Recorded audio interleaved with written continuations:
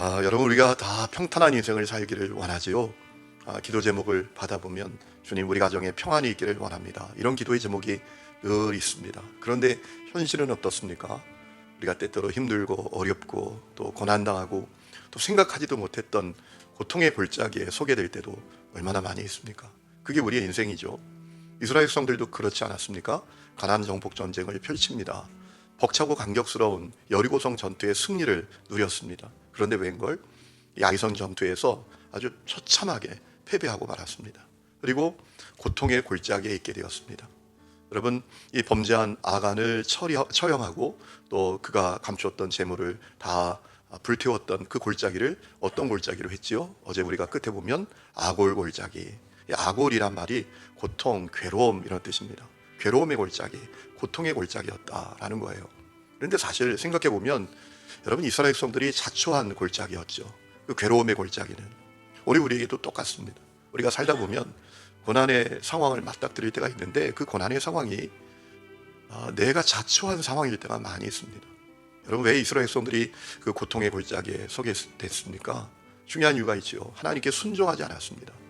하나님을 위해서 구별해야 될 것을 아간이라는 사람이 감추었단 말이죠. 또 죄를 지었습니다. 여러분이 아간을 보면서 인간의 죄성을 그대로 보지 않습니까? 아간은 끝까지 죄를 숨깁니다. 하나님이 죄를 모를 거라고 생각하는 거예요. 유다 지파가 뽑히고 세라 가문이 뽑히고 또 삽디 가정이 뽑히는 데까지 또 그는 내가 했습니다, 내가 죄인입니다, 이 고백을 못합니다. 끝까지 자기가 뽑힐 때까지 끝까지 가는 거예요. 여러분, 죄에 대한 사람의 태도는 이런 태도 아닙니까? 걸리지 않으면 그만이지. 이것이 전적으로 타락한 인간의 모습이잖아요. 지나가면 그만이지. 하나님 모르신다고 생각하기 때문에 그렇죠. 그래서 자초한 골짜기였죠. 오늘도 여러분, 이런 위기가 우리에게 올 수 있습니다. 하나님께 불순종하고 죄를 두려워하지 않는 그런 위기가 우리 가운데 있을 수 있다라는 거예요. 그런데 기억해야 될 것은 그 고통의 골짜기가 배우는 골짜기다라는 겁니다. 여러분, 그 눈이 여러분에게 열리기를 축원합니다.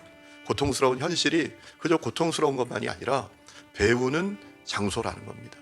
뭘 배웠습니까? 순종이 중요하구나, 거룩이 중요하구나 라는 사실을 보게 되었어요. 여러분, 이스라엘 백성들이 다 알게 됐을 거예요. 야, 하나님 다 하셨네. 하나님은 다 하셨구나. 결국 죄는 드러나는구나. 승리는 거룩 위에 주어지는 거구나. 이 사실을 그들이 알게 되었다라는 거예요. 여러분, 정말 억울한 게 뭔지 아세요? 고통받는데 배우지 못하는 겁니다. 고통받는데 배우지 못하는 것, 그거 정말 어려운 거예요.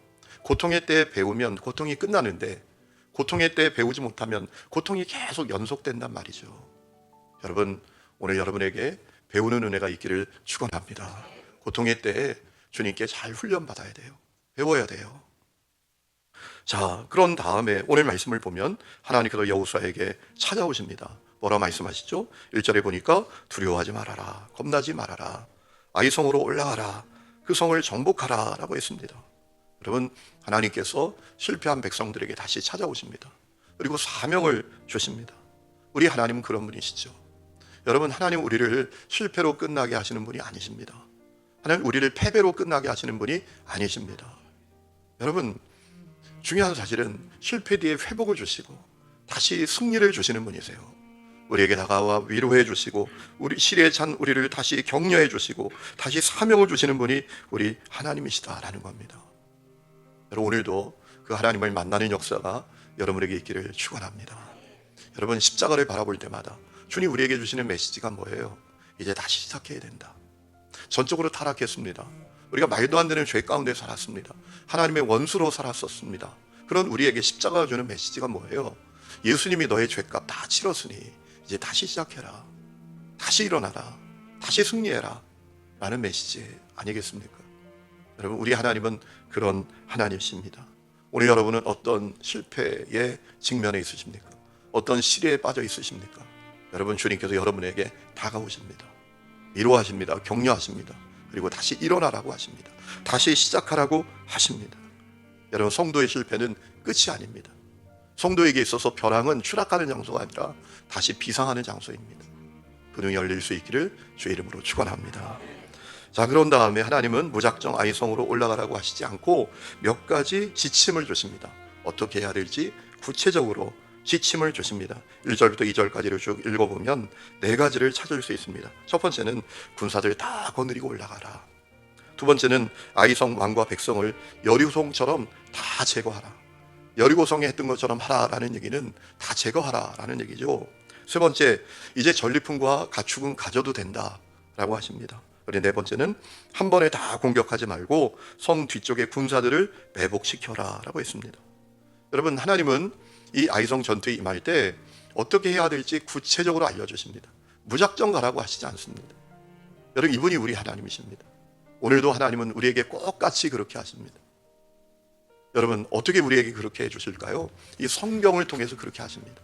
이 성경을 통해서 우리가 어떻게 나아가야 될지, 어떻게 해야 될지를 다 가르쳐 주시는 분이 우리 하나님이십니다. 우리가 이 사실을 깨달아야 합니다. 여러분, 디모데후서 3장 16절 말씀을 보면 하나님의 말씀은 우리를 교훈하고 바르게 하고 또 책망하고 의로 교육하기에 충분하다라고 말씀하십니다. 그 말씀은 어떤 내용입니까? 하나님의 말씀이 우리에게 가르쳐 주신다라는 거예요. 그러므로 우리가 하나님의 말씀을 펴야 합니다. 하나님의 말씀을 읽어야 합니다. 그 말씀을 들어야 합니다. 여러분, 가끔 그런 분들이 있어요. 도대체 하나님은 말씀이 없다고, 말씀하시지 않는다고. 아닙니다. 하나님은 계속 지금도 말씀하십니다. 여러분이 성경을 통해서 끊임없이 우리에게 말씀하십니다. 그래서 이 성경을 특별 계시라고 합니다. 우리에게 하나님의 뜻을 드러내 주는 것을 계시라고 말하잖아요. 그 계시 가운데 가장 특별한 계시가 성경이다라는 겁니다. 자, 그러면 누가 이 성경을 펼칠 수 있습니까? 그것이 중요하지 않겠습니까? 자, 성경을 펴야 합니다. 그럼 가르쳐 주십니다. 알려주십니다. 누가 성경을 펴니까? 이 문제가 사실 더 중요하죠. 이 확신이 있는 사람이에요. 하나님의 생각은 나보다 높고 하나님의 지혜는 내 지혜보다 뛰어나다. 여러분, 이 분명한 믿음이 있어야 성경을 펼치고 무릎 꿇고 기도할 수 있는 거예요. 하나님 앞에 절대 겸손의 마음을 가질 수 있어야 하나님 앞에 무릎 꿇고 성경을 펼칠 수 있는 거예요. 오늘도 여러분에게 그 은혜가 있기를 축원합니다. 여러분, 문제는 세상에 있지만 답은 성경에 있습니다. 제가 늘 말씀을 드리잖아요. 문제는 세상에 있지만 답은 말씀에 있다. 말씀을 피면 거기에 다 답이 있어요. 또 하나 오늘 말씀을 보면서 주목해야 될 것은 하나님께서 주시는 승리를 누리는 데 있어서 정말 중요한 한 가지 조건이 있었습니다. 유능한 지도력이 있었습니다. 여러분, 여호수아가 이 아이성 정투를 위해서 행하는 모습을 보면 참 감동이 됩니다. 그는 이제 백성들만 앞세우는 사람이 아니었습니다. 백성들과 함께 했습니다. 백성들만 올려보내지 않았습니다. 이 전투의 현장에서 전투를 직접 지휘하면서 함께 했다라는 거예요. 여러분, 9절 끝에 주목해야 될 말씀이 있어요. 여호수아는 그 밤에 백성 가운데에서 잤더라라고 했습니다. 함께 했다라는 거예요. 10절에 보면 여호수아가 아침에 일찍이 일어나 백성을 첨호했다라고 했습니다. 그리고 그 뒤에 보면 백성이 앞서 아이로 올라갔다라고 했습니다. 앞서 올라갔다. 여기에 주목해야 돼요. 여러분, 여호수아의 지도력은 오늘날로 말하면 현장형 지도력이었다라는 겁니다. 여러분, 지도자라고 해서 그저 뒤에 있는 것만이 아니라 현장에 함께 했다라는 거예요. 솔선수범하는 그런 리더십이었다라는 겁니다. 여러분, 그래서 이 전투에서 승리할 수 있었던 거예요. 저는 이 말씀을 보면서 그런 지도력을 사모합니다. 우리 가정에서 부모가 그렇게 해야 돼요. 여러분, 부모가 기도해야 자녀들이 기도하는 것 아니겠습니까? 부모가 성경을 펼쳐야 아이들이 펼쳐야 되는 것 아니겠습니까? 부모들이 아이를 사랑해야 자녀들이 하나님을 사랑하지 않겠습니까? 그렇지 않을까요? 교회에서도 마찬가지예요. 목회자들이, 장로님들이, 권사님들이 앞장서야 돼요. 제가 우리 권사님들에게 적어도 일주일에 새벽기도 2번은 해라 라고 하는 얘기가 뭐예요? 우리가 그런 리더십을 가져야 된다는 거예요. 적어도 권사님이 된다는 거, 장로님이 된다는 건 리더십을 갖는 거예요. 여러분, 최고의 리더십은 앞장서는 거예요. 함께 하는 거예요.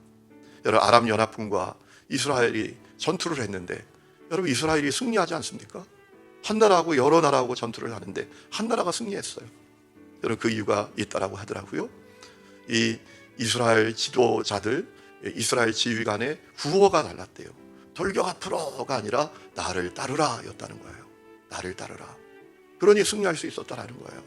나만 살겠다고 너희들만 돌격 앞으로 하면 누가 돌격하겠습니까? 내가 먼저 돌격하고 나를 따르라 해야지 되는 것이지요. 여러분, 여호수아의 지도력이 그런 지도력이었구나. 백성들과 함께 자는 겁니다. 그 전투의 현장에 있는 것입니다. 그리고 자기가 앞서 올라가는 거예요. 그러니 다 올라가지 않았겠습니까? 여러분, 그런 지도자가 오늘 필요합니다. 이 나라에도 그런 지도자들이 필요합니다. 이 나라가 왜 그렇게 시끄럽습니까? 여러분, 그런 지도자들이 적기 때문에 일어나는 문제 아니겠습니까? 여러분, 그런 지도자가 이 나라 가운데 많이 일어날 수 있도록 기도하는 새벽이 되시기를 주의 이름으로 축원합니다.